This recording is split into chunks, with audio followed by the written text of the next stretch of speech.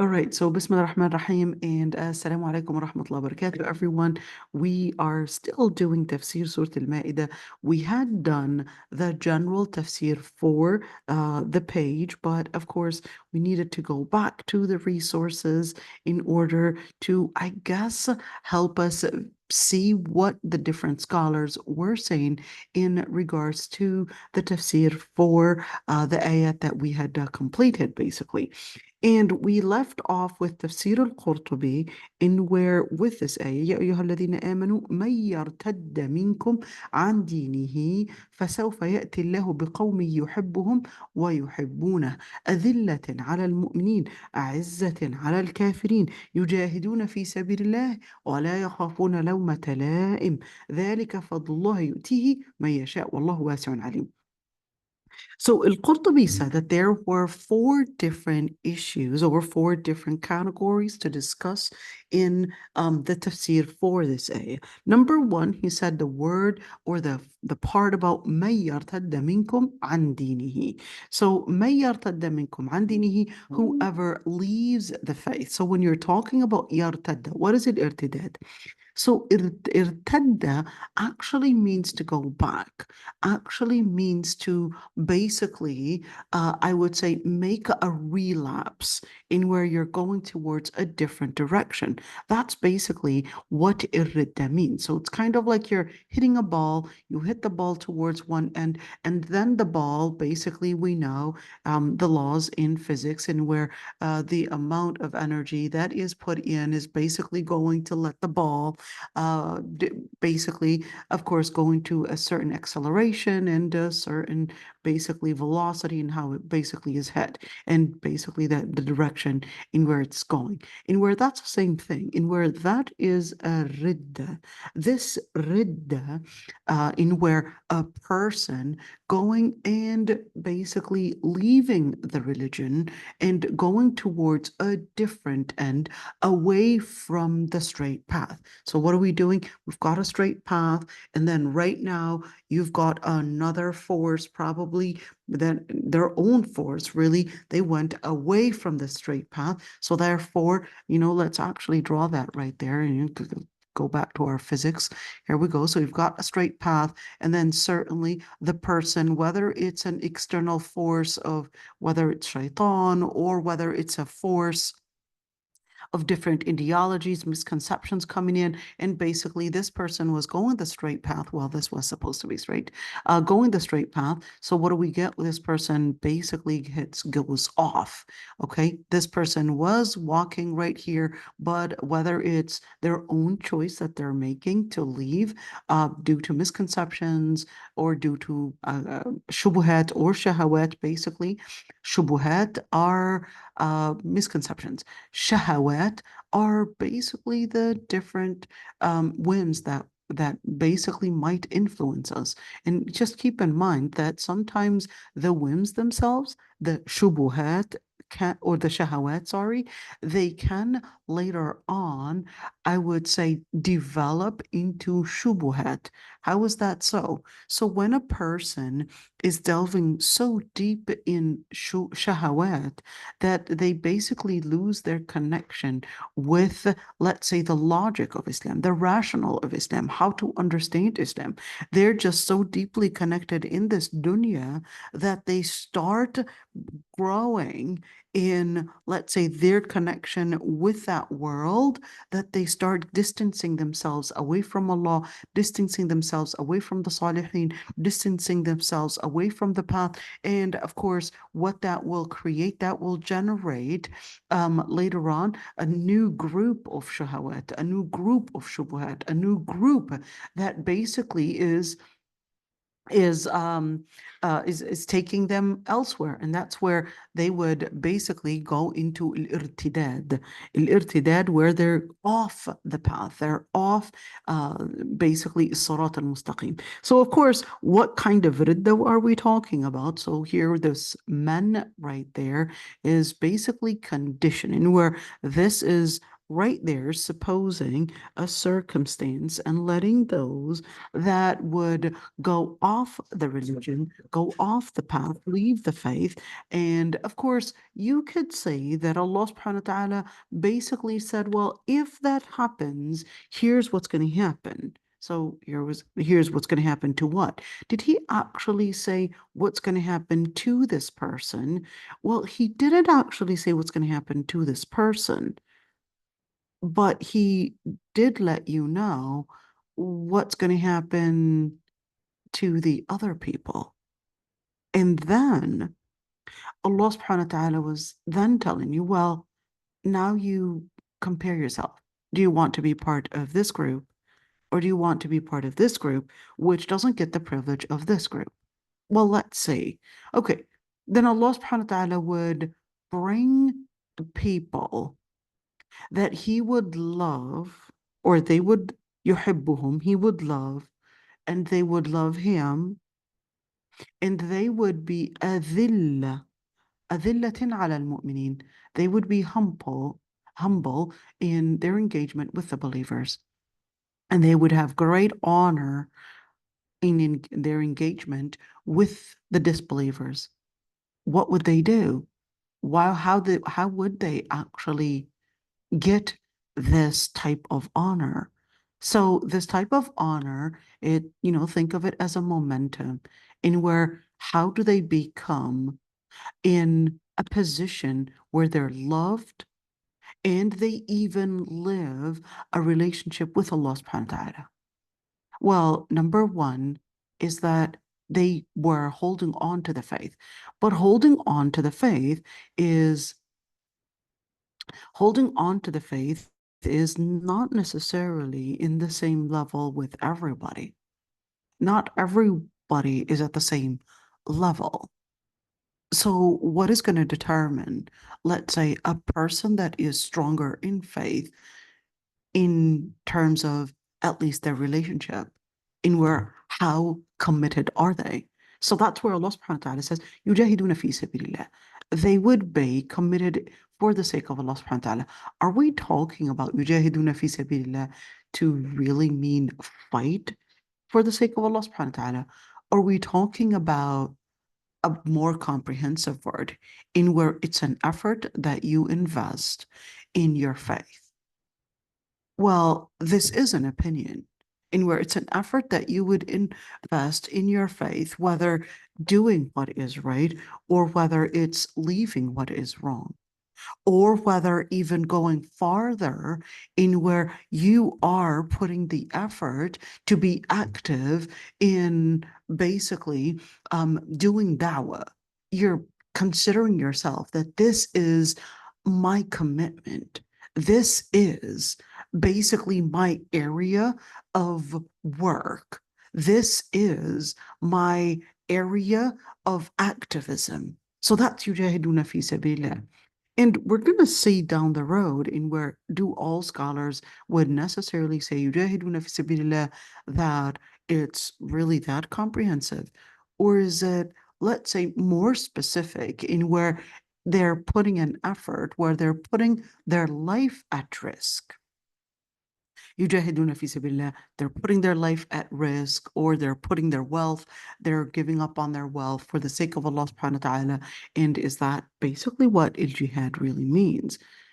وَلَا يَخَافُونَ لَوْمَةَ لَائِمٍ. Now that's number two. So here's number one, and let's look at number two. And we're number two, لَا يَخَافُونَ. So there's no fear. Well, who don't they fear? لَوْمَةَ لَائِمٍ. What is لَوْمَةَ لَائِمٍ? اللوم is basically, sometimes it can be translated as feeling guilty. اللوم could also mean blame. In other words, there is an outside group that is trying to, remember, pressure you to get off path. But these people that Allah subhanahu wa ta'ala says He loves them and they love Him, in where they are so steadfast, in where despite all, إلا آمَنَ, despite all the blame, despite all the effort that is coming from here in order to get them off the right path, they don't even give it any attention. They don't even fear it. Why the word fear? Why لا يخافون لومة لائم and not say they don't even look at it? It's there. But the most important thing that, of course, you want to keep in mind, let's actually go in where, remember page 126. We're going to go to we're going to go to Surah Al-Mujadila for a bit. Okay, let's see right there, and where Allah subhanahu wa ta'ala was basically telling us one very important thing about shaitan, in where Allah subhanahu wa ta'ala was telling us that in where استحوذ عليهم الشيطان فأنساهم ذكر الله أولئك حزب الشيطان ألا إن حزب الشيطان هم الخاسرون إن الذين يحادون الله ورسوله أولئك في الأذلين كتب الله لأغلبن أنا ورسلي إن الله قوي عزيز. There's another part of this ayah. Don't worry, I'll translate what this ayah is basically saying. All right, and what we're going to see in where there's this part in where, let's say, إنما النجوى من الشيطان ليحزن الذين آمنوا وليس بضارهم شيئا إلا بإذن الله وعلى الله فليتوكل المؤمنون. How is that related in any way? So you're looking at in where their shaitan basically spews, they basically, remember this effort right there, this energy that is put right there to get the person off track. That's the same thing. And where there are a number of different efforts, whether we're speaking about najwa, whether we're speaking about private conversations, or whether we're speaking about, let's say, personal conversations, in where these groups that are out there, they're putting an effort on you, whether they're blaming you for the different failures that you might have probably come across, and they're basically, and this is really important to mention, is that right now you're seeing that the media, the lifestyle is basically portraying that what it means to be a successful person is basically to have a certain amount of money. What it means to be a successful person is basically to have a certain degree that will bring you the amount of money. So the degree that brings you the highest amount of money is basically, let's call it, the more prestigious degree. The most prestigious degree is basically the one that brings the most money.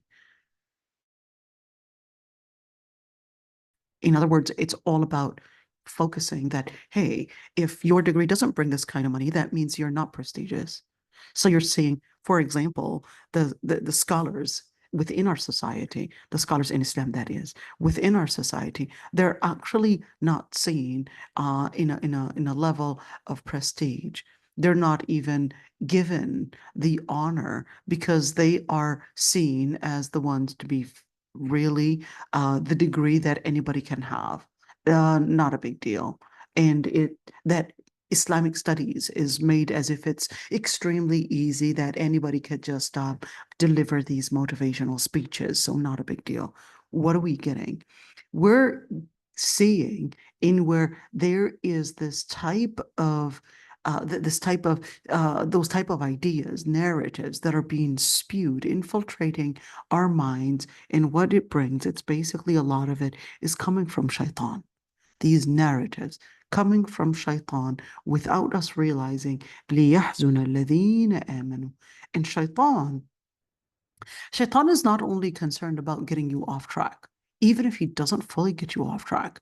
Shaitan is actually doing one very dangerous thing, which is basically, even if he doesn't win to get you to hellfire, just to get you in a state of huzn is enough, in a state of anxiety, in a state of depression, in a state of fear. That's enough. That's why Allah subhanahu wa ta'ala was comparing, all right, in this ayah, لا يخافون. لا يخافون what? لا يخافون لومة لائم. They don't fear any type of mongering, any type of letting the person worry about their future or worry about what they would determine or what they would basically categorize as a successful or a person that is a failure, etc. They don't even pay attention to such categories because they recognize that the true definition of success is basically the definition of success in the hereafter. And the true definition of success is that I'm on the right path in this dunya. I'm holding on to Allah subhanahu wa ta'ala. Now, this is extremely important when you're looking at this ayah in where, right now we're seeing that um, a lot of, I guess, lectures are about mental illness and how mental illness is on the rise. And they're basically saying that the reason why mental illness is on the rise, whether it's food, whether it's lifestyle, etc., all of that. Well, there's one thing that Islam says, well, no, another reason is really, this is not to say that all the different types of anxiety and depression are related to this, but this is to say one category and one factor. There's a category and there's a factor that leads to that category is that it's basically shaitan. In other words, by distancing oneself away from Allah subhanahu wa ta'ala, it will lead to a type of anxiety, a type of depression, a type of huzun. Al-huzun is feeling sorrow. Al-huzun is basically feeling hopeless. Al-huzun is basically not engaging with everyone else. It's basically the same symptoms that they would say, well, this is categorized and this is basically diagnosed as depression. But Islam tells us there are different types of depressions. Certainly, there's a kind of depression or a kind of anxiety that is probably, hey, because of certain hormones or because of certain, I guess, things in the brain or because of certain medications, etc. In other words, chemical imbalance and all of that. But there's another type of depression in where it's coming from the ruh. Some depressions are coming from the body. Some of them are coming from the brain. And some of them are coming from the qalb, from the ruh. Those are different kinds of depressions. Those kinds of depressions that are coming from the qalb and the ruh could no way be treated by just giving the person medications and antidepressants. To treat that kind of depression that was really coming from a shaitan could only be treated by going back to Allah subhanahu wa ta'ala. Why? Because Allah subhanahu wa ta'ala says, إِنَّمَا النَّجْوَى. What type of depression is basically put in with this one? I want to look at this one in where in najwa, the type where it's coming from, I would say, coming from in najwa, whether it's, let's say, I'm not talking about psychosis here, perhaps coming from, perhaps the psychosis is coming from shaitan. Who knows? We're not going to be capable of proving that scientifically. It's impossible. Why? Because shaitan is a supernatural thing. He's outside of nature. He's metaphysical. And what neuroscience would study is basically things that we're capable of studying, which is matter. So when we're speaking about najwa, let me first explain what the word najwa means. The word najwa means silent or at least words that are said in a low voice. Okay, that's a najwa. Are we talking about psychosis? Or are we talking about just the conversations that, of course, here in where the context within the ayat, it's basically talking about what the munafiqeen were telling the other people that were susceptible to taking such words. taking them in, etc., in where this was basically going to take them into really that goal, into getting them going to anxiety, depression, confusion. Confusion about what? Confusion about their path, confusion about their purpose, confusion about their identity. Let's do it again. About their identity, about their path and their purpose, and about even their past. And this is important. So even when it comes to their past, in where shaitan will focus on making you look in the negative directions. So rather than perhaps work in seeing, for example, the past and the trauma that you had went through, and focusing on that, hey, why did they do this? They should have done this. Why were they hurting? Why were they hurting me? Why was this happening? So basically living a trauma. Shaitan would make you focus on that. But Allah subhanahu wa ta'ala tells you, no, I want you to focus that Allah subhanahu wa ta'ala is the one to basically bring justice. I want you to focus on justice. I want you, for example, if we're talking about trauma, and if we're talking about perhaps maybe failure, I failed the class, I didn't study enough, instead of feeling that personal blame. No, I'm going to, inshallah, change. I'm going to put the investment, and I'm going to, inshallah, be hopeful that Allah subhanahu wa ta'ala will give me the steadfastness. I will put, and I will do better next time, and I will look ahead and basically work towards that. So whether or if we're talking about the future, in where shaitan will basically put al-huzn, in where putting the misconceptions, in where, hey, you're looking at your future, you're never going to make it. So basically telling you that there's no hope. Shaitan goes in these ways in where what he wants to do, his goal is to get you into huzn, is to get you into mental illnesses, is to get you into anxiety, is to get you feeling depressed. And even if we're talking about sin, we might exactly like when we would have, for example, a sugar rush or something like that, in where feel during, let's say, the sin itself, a type of let's say entertainment and happiness and dopamine, whatever they call it, all of these different things. But of course, that when that collapses, what you're going to be feeling is al-huzn. And Allah subhanahu wa ta'ala says, وَلَيْسَ بِضَرِّهِمْ شَيْئًا. And of course, here's one thing, in where Allah subhanahu wa ta'ala was telling us that He won't be capable of harming them, even though, this is a huge debate on whether لَيْسَ بِضَرِّهِمْ شَيْئًا, because in where Allah subhanahu wa ta'ala says, إِلَّا بِإِذْنِ اللَّهِ, unless Allah subhanahu wa ta'ala wills it. So is shaitan going to be capable of harming? But if Allah subhanahu wa ta'ala lets that go, then it would happen. Well, what does it mean, illa bi'idhnillah? So basically, Allah subhanahu wa ta'ala is letting harm happen to us? No. Allah subhanahu wa ta'ala is telling us right there that there is al-mashi'a al-kawniyya and al-mashi'a al-tashri'iyya. What is that? There are certain things, certain laws, certain paradigms, certain structures that Allah subhanahu wa ta'ala created in this universe. In these structures, those are things that Allah subhanahu wa ta'ala basically had predetermined in what structure and how they would work. Allah subhanahu wa ta'ala won't change the structure for you or I unless of dua. Dua changes that. So if the situation was saying that you're going to go into different category or different situation, dua changes everything. Okay?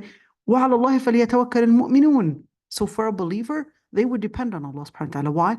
Because their faith in the name of Allah subhanahu wa ta'ala, al-mutawakkil, that Allah subhanahu wa ta'ala is al-wakil, that Allah subhanahu wa ta'ala is the one that I would depend on, that basically grows strong in a believer, in who? Well, not in a Muslim, but in a believer. Why? Because they went from stage A, which is recognizing the force of Allah subhanahu wa ta'ala, the power of Allah subhanahu wa ta'ala in basically the world around them. They recognize that Allah subhanahu wa ta'ala is the actual force, is the actual power that determines how everything functions. So that's in the level of just a general iman, that's more of vision. In the other level of iman, which goes deeper, basically goes into their heart. In that second stage of iman, they're basically going from a relationship of vision to a relationship of spiritual and then application. Spiritual application, how is that even happening? In where, yes, in their iman, in their prayer, in their dua, in their spiritual relationship, because they had seen and do a lot of ponderance in the magnificence that would surround them in basically in nature. Then they're capable of seeing something stronger when they're making that, let's say, application in life or spiritual relationship. What do they live in? Well, they live in recognizing the power of the name of Allah subhanahu wa ta'ala. That's why Allah subhanahu wa ta'ala has 99 names. Man ahsaha dakhala al-Jannah. Whoever, now it's not counting, but it's basically whoever embraces these names, and the stronger you embrace that name. What does it mean to embrace? Well, embracing actually means one, to recognize, one, the second is basically to really let it sink in your heart, sink in your heart, sink in your spirituality, your spirit, in where it's changing the way your actions are basically applied on ground. What actions? What actions? The actions in how you see things, the actions in how you hear things, in the actions in how you touch things, the action in your social relations. What happened? That all changed.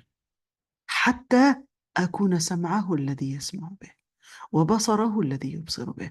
In where the Prophet ﷺ said, in where Allah subhanahu wa ta'ala said. So the Prophet ﷺ said, and where Allah subhanahu wa ta'ala said, that's a hadith Qudusi. Let's look at this hadith for a second. In where the Prophet ﷺ was mentioning this hadith, let's look into it, right? I'm going to jump into it and seeing what that actually means, in where who are awliya Allah subhanahu wa ta'ala, and what is a wali anyways. In where Allah subhanahu wa ta'ala had mentioned in a number of different ayat, or a number of different hadith, there are certain awliya. ألا إن أولياء الله لا خوف عليهم ولا هم يحزنون. What is a wali? Al-wali is another stage of a person that is close to Allah subhanahu wa ta'ala. Well, let's look at who they are.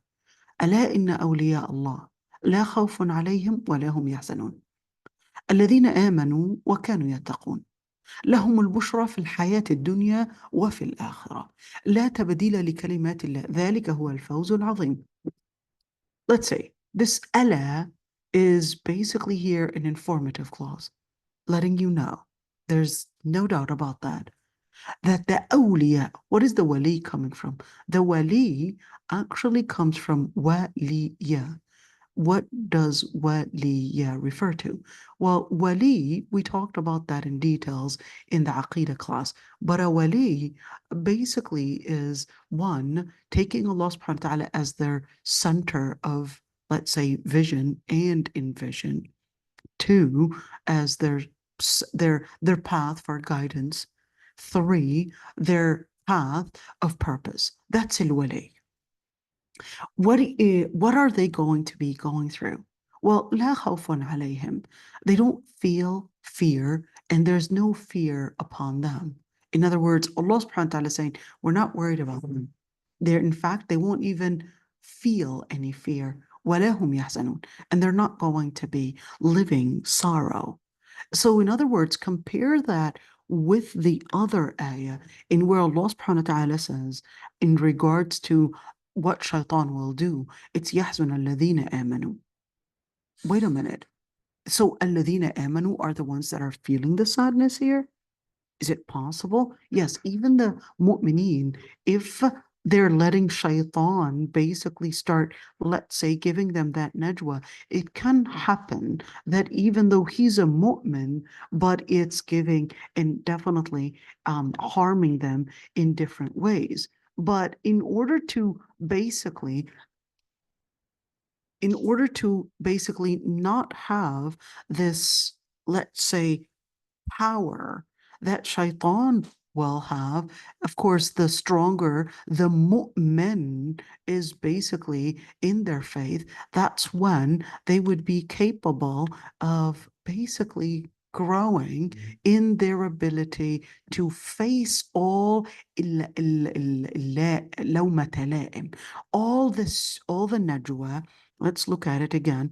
All the najwa that the shaitan will basically put within your mind or within your heart, or even if it's the munafiqeen, or whether we're speaking about all the blame. So we're talking about najwa, we're talking about lawmata la'im, we're speaking about some blame, we're speaking about those ideas that are basically telling you're going to be a failure, you're going to be basically incapable of getting anywhere, etc. So basically spewing those ideas. But Allah subhanahu wa ta'ala describes al-mu'mineen. We're trying to get somewhere, so bear with me.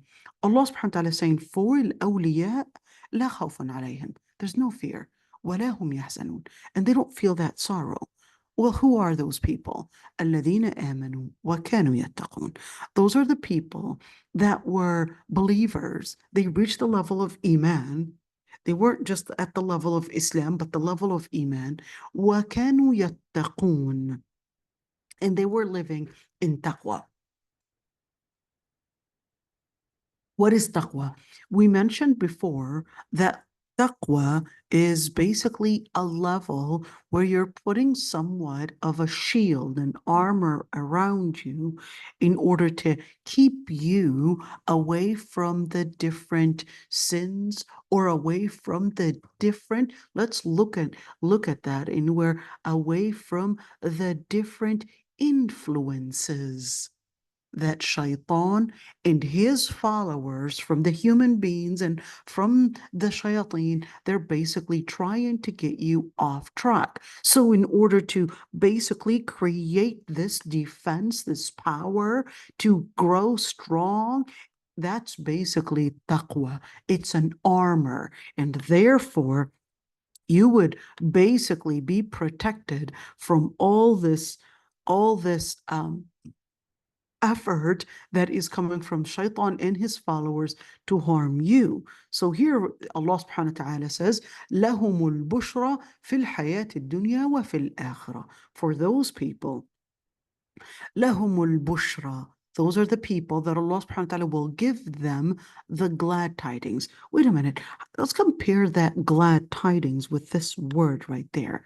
In where when you're looking at وَلَيْسَ بِضَارِّهِمْ شَيْئًا, and you're looking at يَحْزُنَ. So when you're comparing these two, in where Allah subhanahu wa ta'ala says, لَهُمُ الْبُشْرَى, they're actually taking and getting some form of bushra. What is al-bushra? Al-bushra is actually, one, hope.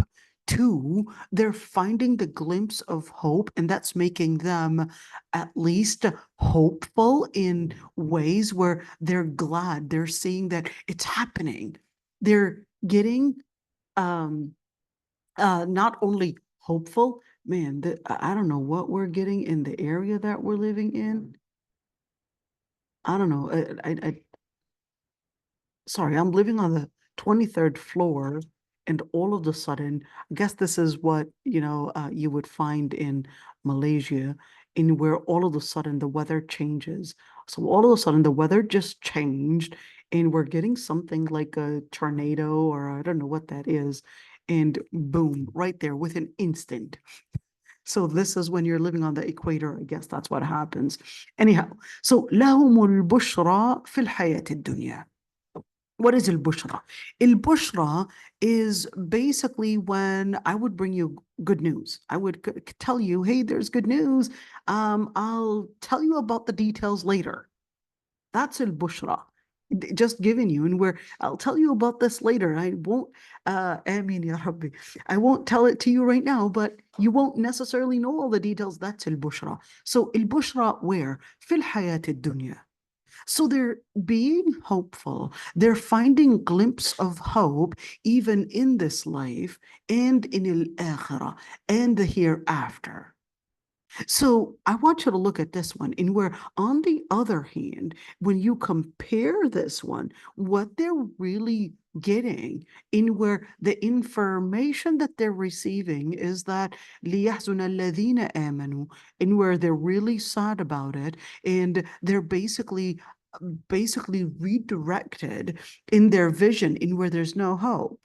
لِيَحْزُنَ الَّذِينَ آمَنُوا. There's no hope, therefore don't invest any energy, don't try to make a change.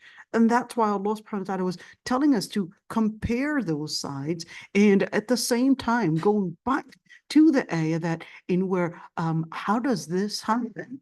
Allah subhanahu wa ta'ala says, استحوذ عليهم الشيطان فأنساهم ذكر الله.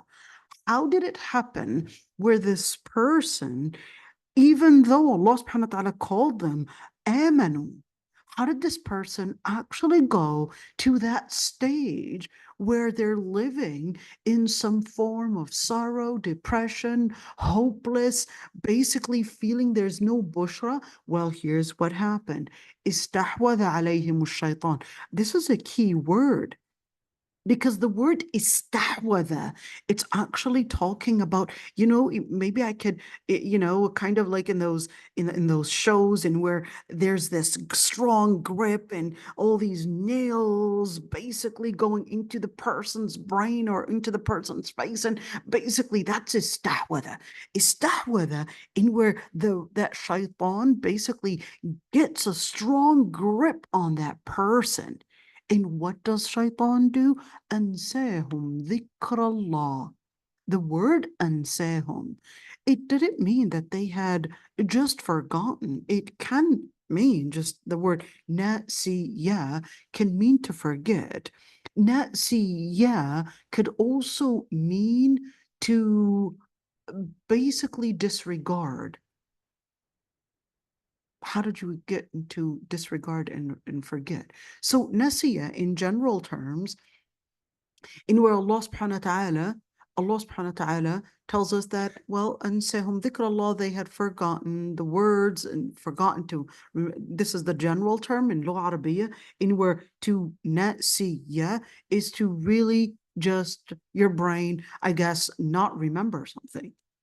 But the Prophet ﷺ told us that a person, in Allah تجاوز لي عن أمتي الخطأ والنسيان وما استكرهوا عليه, that Allah subhanahu wa ta'ala had basically dismissed us, the ummah, the Muslim nation, from being held accountable, il-khata, in situations where something is done by mistake, 2, by coercion, 3, by forgetting. We're not held accountable for that.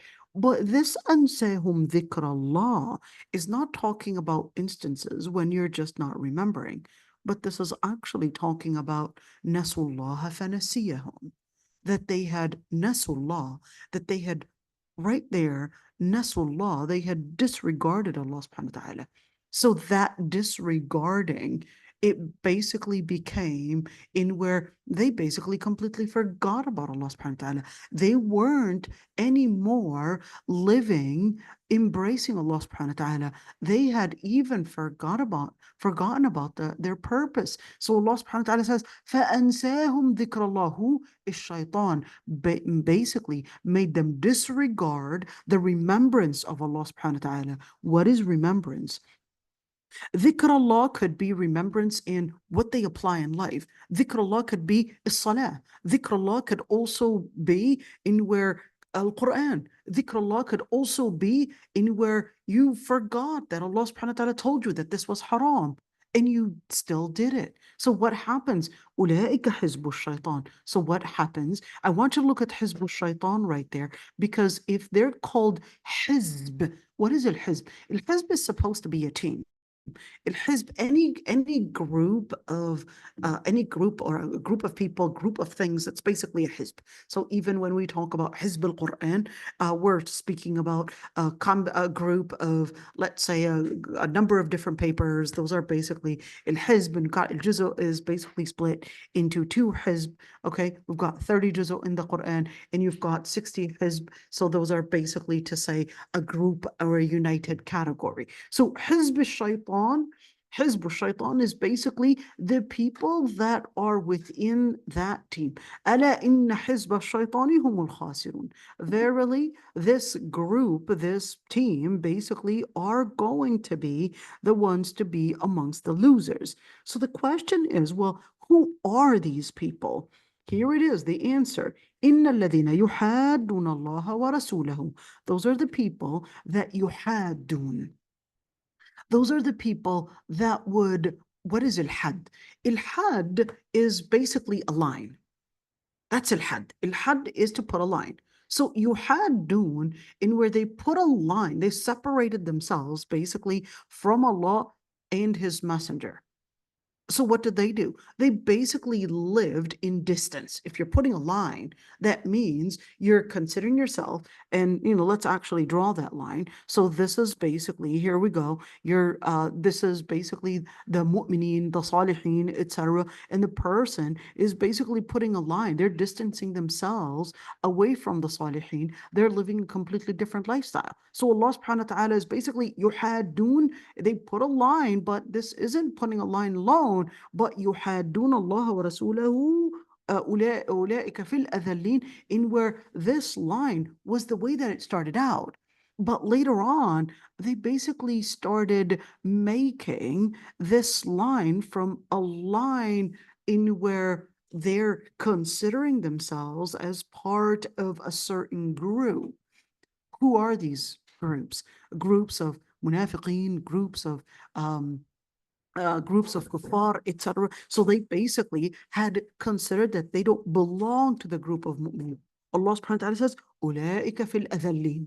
Those are the people that are going to be adhalleen, to mean humiliated. But Allah subhanahu wa ta'ala says, كَتَبَ Allah. Allah subhanahu wa ta'ala had decreed, لَأَغْلِبَنَّ أَنَا وَرُسُلِي. I will be basically in victory, me and the prophets. إِنَّ اللَّهَ قَوِيٌّ عَزِيزٌ. Allah subhanahu wa ta'ala is most powerful and is basically self-efficient. He's not in need of anyone. Let's go back to this ayah right there, and where Allah subhanahu wa ta'ala, in contrast, it's very important to draw the lines in where how these comparisons actually happen.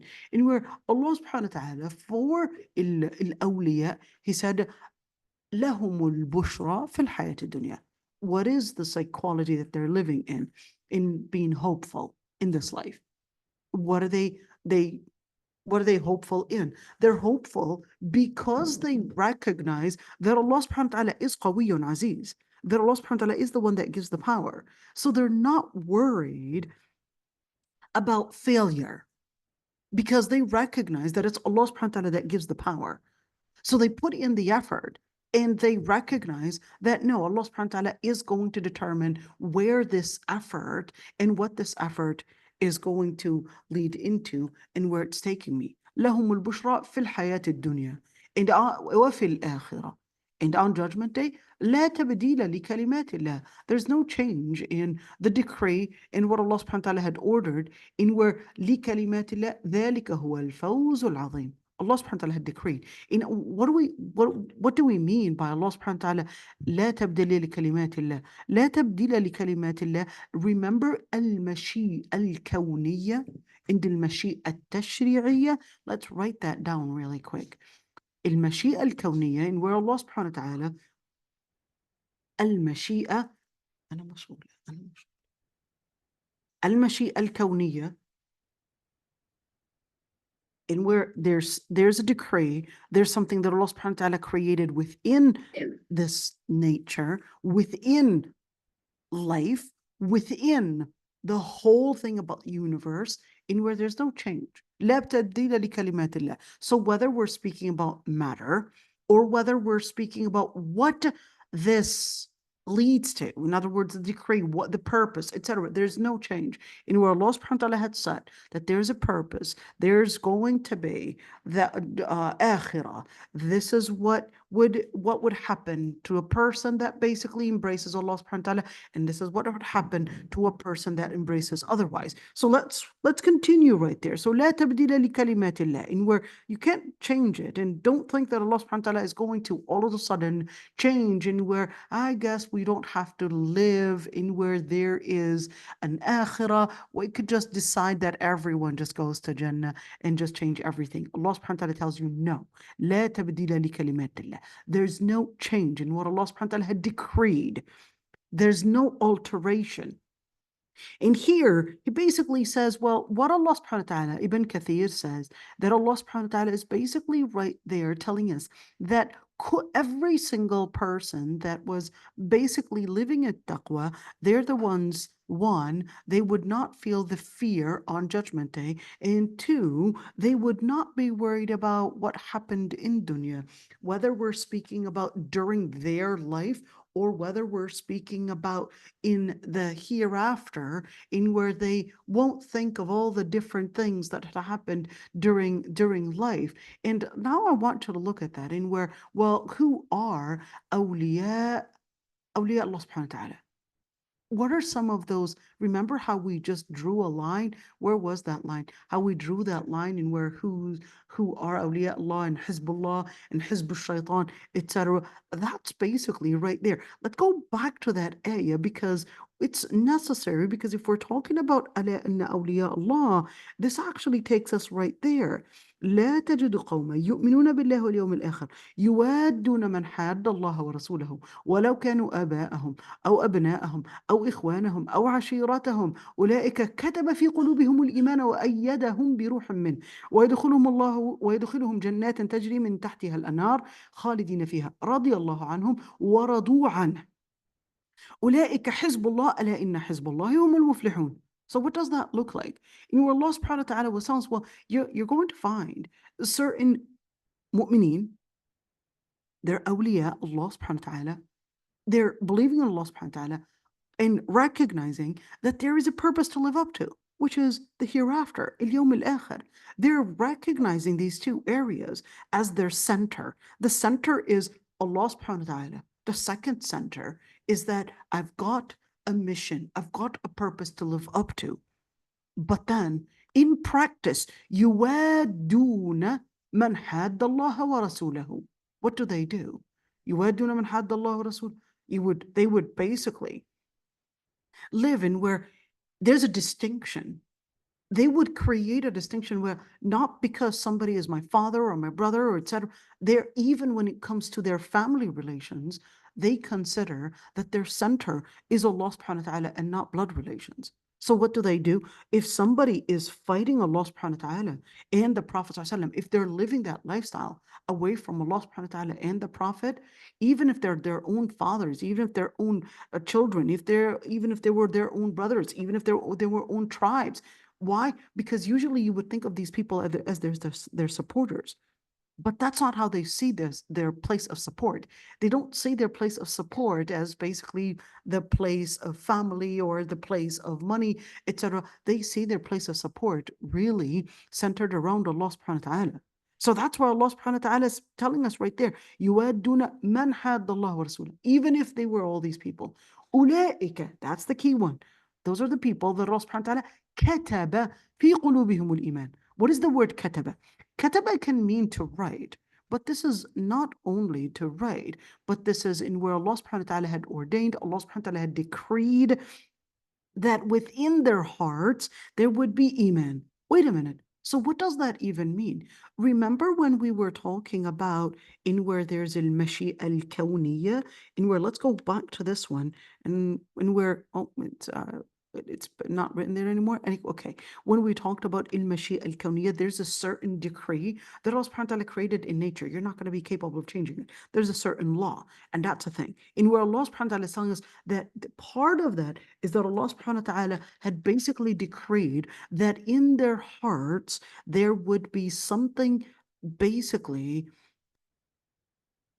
completely let's say, seated, completely planted within their hearts. But it wasn't just something that was كتب في قلوبهم الإيمان. I want you to focus on the word في قلوبهم, in where Allah subhanahu wa ta'ala says, well, in their hearts, there's going to be Iman.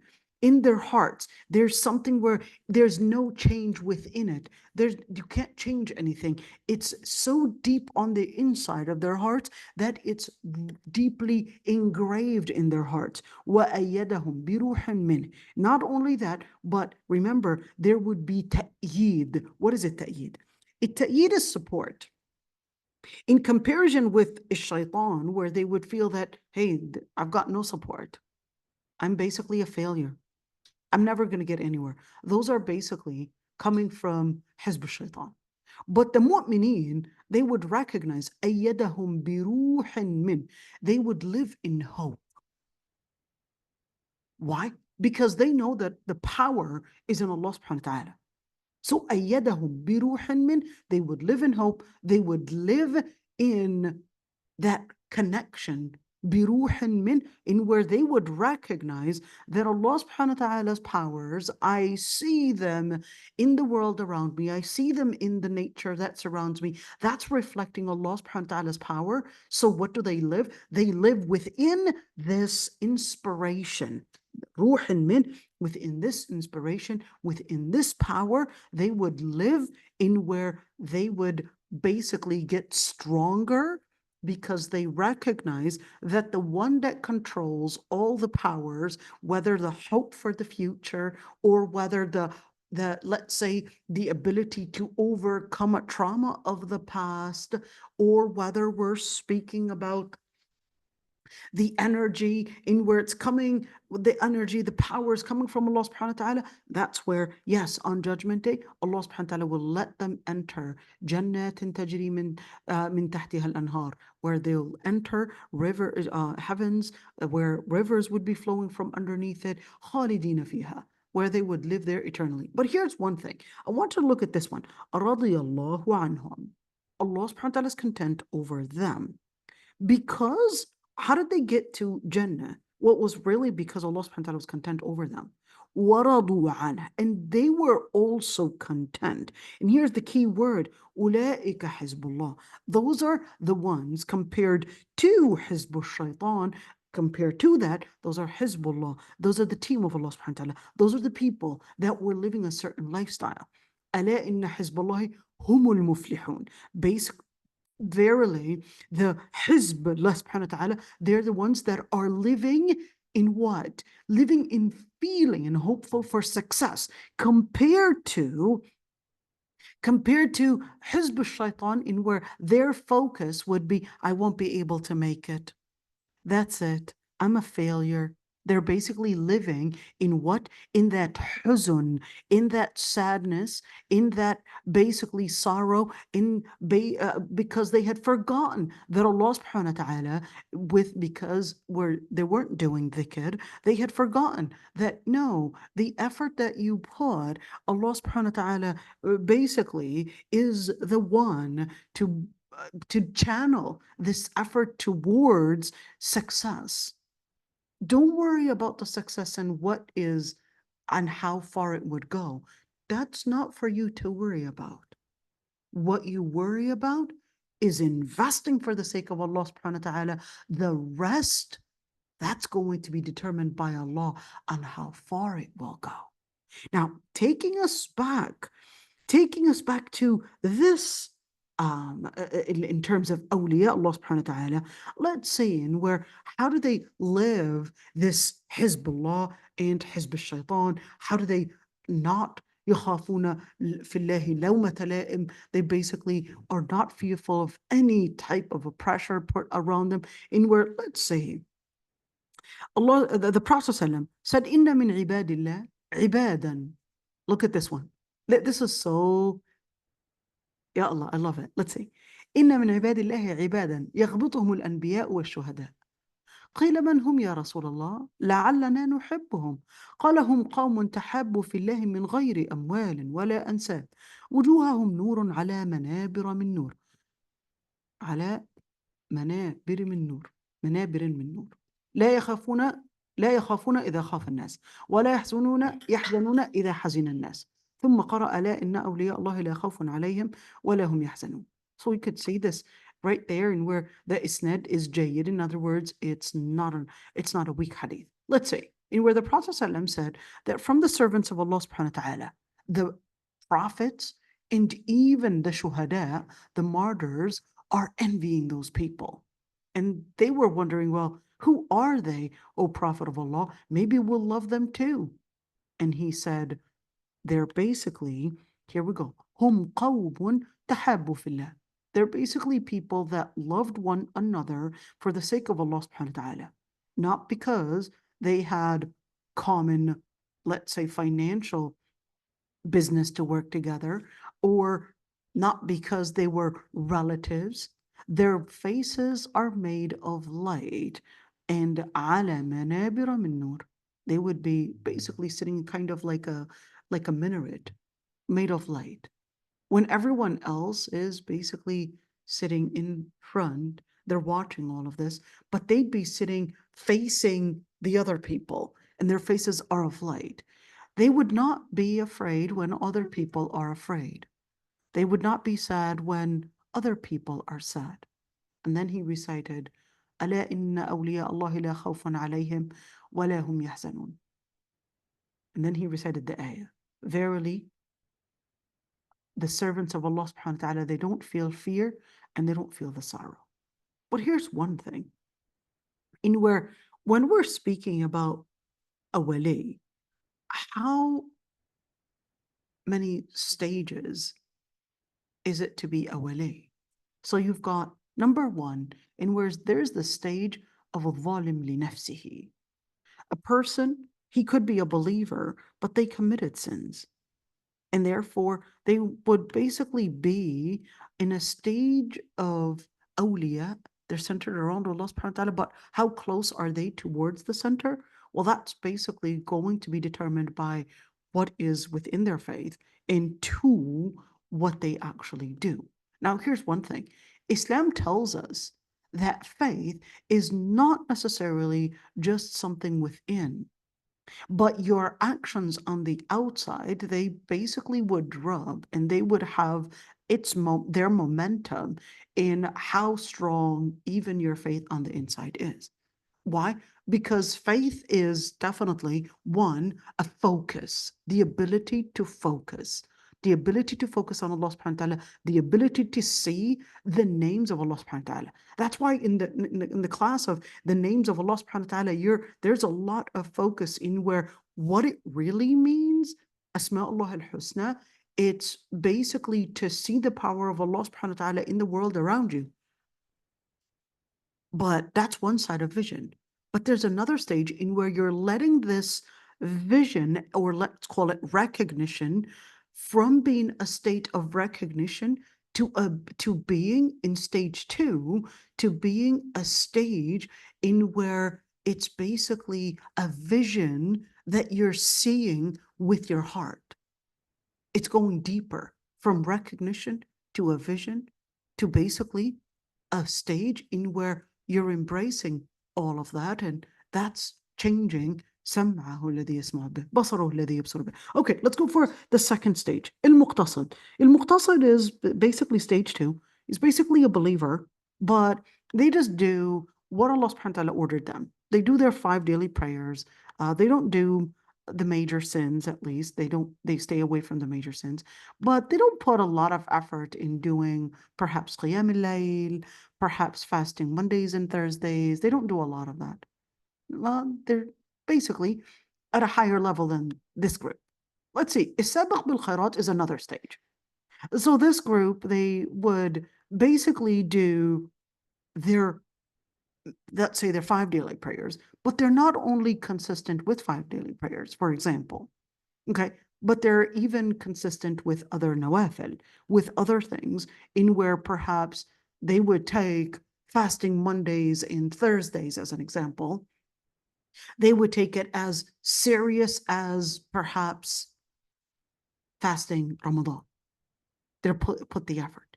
They will put the effort. Well, qiyam al-layl to them is a serious matter, they would take it so seriously as if it's part of the 5 daily prayers.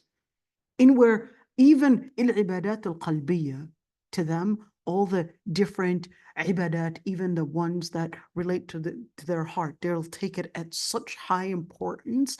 Those are basically a sabiq bil khayrat.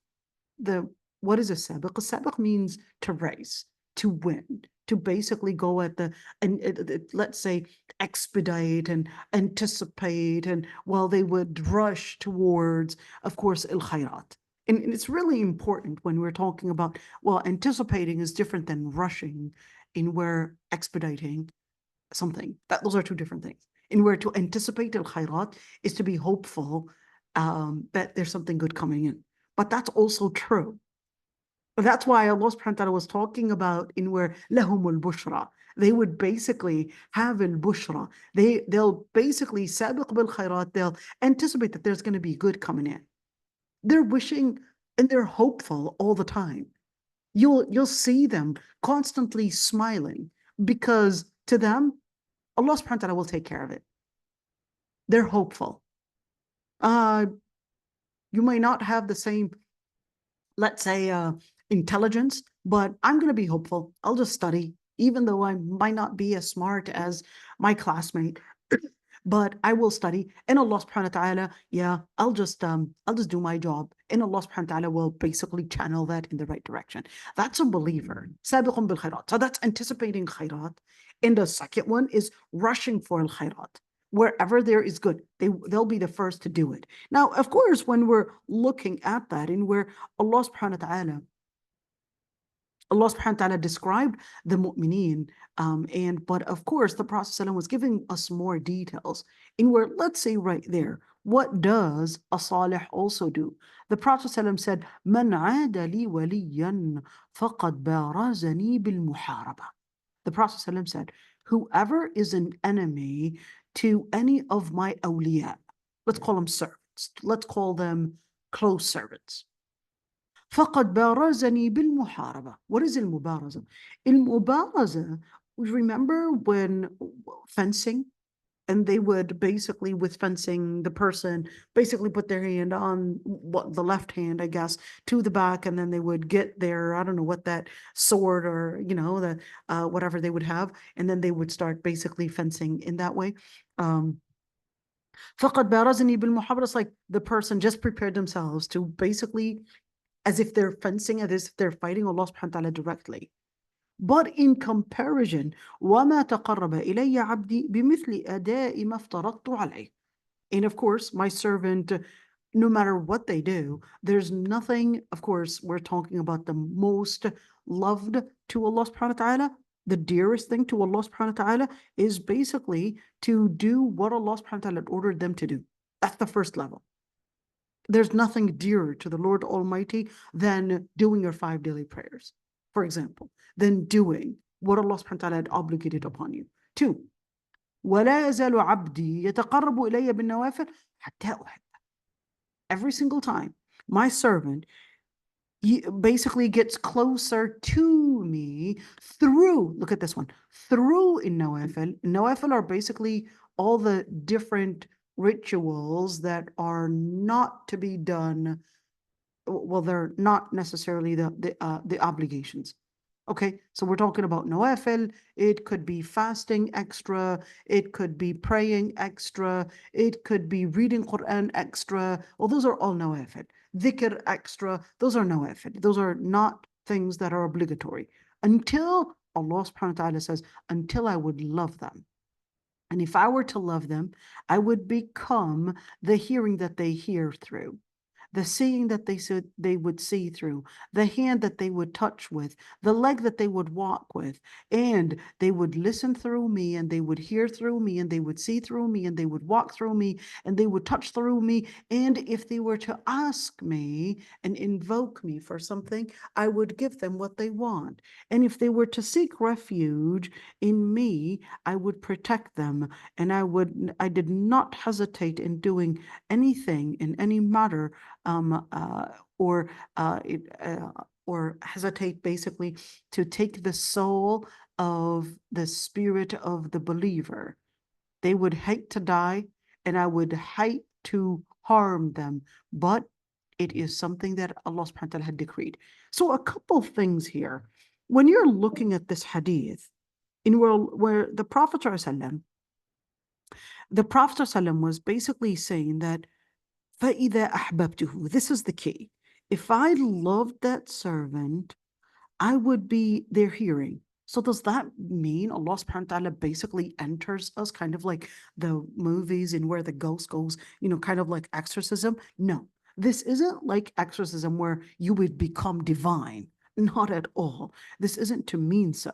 But in Nawawi explained that what this means in where the person is so committed to basically living the life of Allah subhanahu wa ta'ala, living the life that Allah, based on the principles of Allah subhanahu wa ta'ala, that they would only listen to what Allah subhanahu wa ta'ala had basically allowed them to listen to. They would only look at the things that Allah subhanahu wa ta'ala had permitted. They would only touch or basically relate or associate themselves or even put their hands only on things that are halal to do.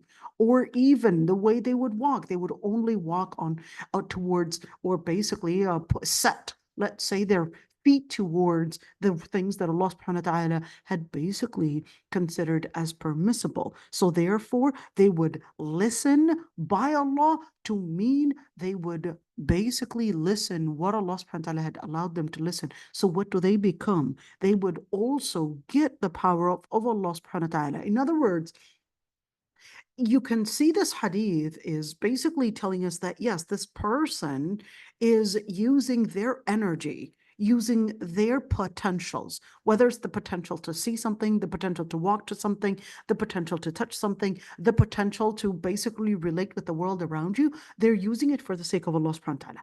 Those are the mu'mineen. They're using these potentials only for Allah subhanahu wa ta'ala. And these potentials, because they had used them for the sake of Allah subhanahu wa ta'ala, these potentials, they would come back at them in barakah. What is the barakah? In where لَإِن سَأَلَنِي لَأُعْطِيَنَّ, the barakah of your dua answered.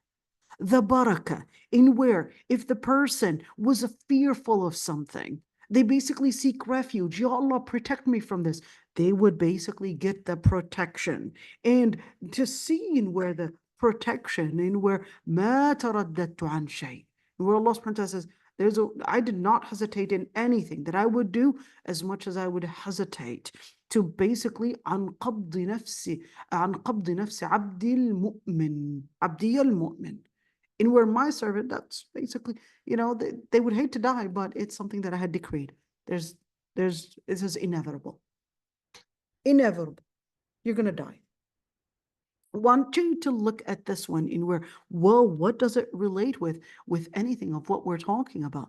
Well, what it relates is to understand when we're talking about, let's go back to that ayah right there, in where with this ayah, in where لا يخافون لومة لائم, put it within this whole context of what we had said, in where لا يخافون, there's no fear. They don't fear pressures put against them, because remember how Allah subhanahu wa ta'ala right there in where described the mu'mineen in where they don't fear. Why? Because they recognize that Allah subhanahu wa ta'ala is the true force that gives protection, is the true force that basically gives success, gives provisions. So therefore, they don't reach out to anyone else. So therefore, they recognize that Allah subhanahu wa ta'ala is their place of protection, is their place of security, is their place of that Allah subhanahu wa ta'ala is their place of provision. So therefore, لا يخافون لومة لائم, any form of blaming, any form of course, threatening this person, they don't even care about it. It doesn't give them any, they don't even blink. They're not afraid. ذَلِكَ فَضْلُ اللَّهِ يُؤْتِيهِ مَن يَشَاءُ. That's basically the blessing of Allah subhanahu wa ta'ala. He would give such a blessing to whomever He wills. So مَن يَشَاءُ, is it you making the choice, or is it they're making the choice? It's basically two. You make the choice to basically invest for the sake of Allah subhanahu wa ta'ala, And Allah subhanahu wa ta'ala had already, remember al-mashi'a al-kawniyya, Allah subhanahu wa ta'ala had created basically the will in nature, in where you do certain things, this is going to lead you there. You make certain choices, that's going to be the consequence. There's no change. لا تبديل لكلمات الله. You decide what you want to basically do. In where Allah subhanahu wa ta'ala gave you the free will, what do you want to do? You decide, and then you're going to see that in Mashi'a al-Kawniyya, in where Allah subhanahu wa ta'ala had decreed, in where you make certain choices, that's going to be the consequence. Wallahu wasi'un alim. What is wasi'? Al-wasi' is basically the one that encompasses everything. And that's al-ihata as well. In where Allah subhanahu wa ta'ala wasi', and where if it's going to be perhaps giving you security, Allah subhanahu wa ta'ala would give you a massive amount, or at least massive spaces, or massive effort on where how you would feel secure. So when you're talking about wasa', it's basically stretching out with no limit. We're talking about wasi' al-maghfirah. Wasi' al-maghfirah, there's no limit to how far he can forgive. Wasi' in his power, in where there's no limit to his power. Alim, he's all-knowing in the circumstances that basically surround you. We're going to stop at this ayah. And inshallah, we still, of course, didn't get to the details of what al-Qurtubi was saying in regards to this ayah. We were just, I would say, just really studying this ayah and trying to think in regards to, of course, the different details in this ayah by looking at the other ayat to help us connect the dots together in order to see a bigger picture of how we could be part of those that yuhibbuhum wa yuhibbuna. How we could be loved by Allah subhanahu wa ta'ala, and how we could be included within this love. How do we get to this love? Right there, where Allah subhanahu wa ta'ala was telling the Prophet ﷺ, was telling us that Allah subhanahu wa ta'ala had said this quote right there, and where Allah subhanahu wa ta'ala, yaqulullah, it's hadith Qudusi right there. So this is it. May Allah subhanahu wa ta'ala make us, Ya Rabbi, from those that are, let's see, where's that hadith? We did it before. In where those that would be ala manabira min nur, those that would be on minarets of light, in where we would love one another for the sake of Allah subhanahu wa ta'ala. Certainly there's no business in between us, and certainly there's no blood relations in between us, and certainly we're just really right there, just gathered to learn about Allah subhanahu wa ta'ala's love, to learn about Allah subhanahu wa ta'ala, and how we can grow stronger in our commitment to the principles of Allah subhanahu wa ta'ala, and be from Hizbullah, be from the Hizbullah subhanahu wa ta'ala, not Hizbullah, the one in Lebanon. No, Hizbullah, to be from the team of Allah subhanahu wa ta'ala, in order to be from those لا خوف عليهم ولا هم يحزنون, from those that they would not feel any fear, and they would not fear or feel any sorrow. And subhanakallah wa bihamdik, nastaghfiruka wa natubu ilayk, nashhadu an la ilaha illa ant. If there are any questions, I'd be happy to answer the questions.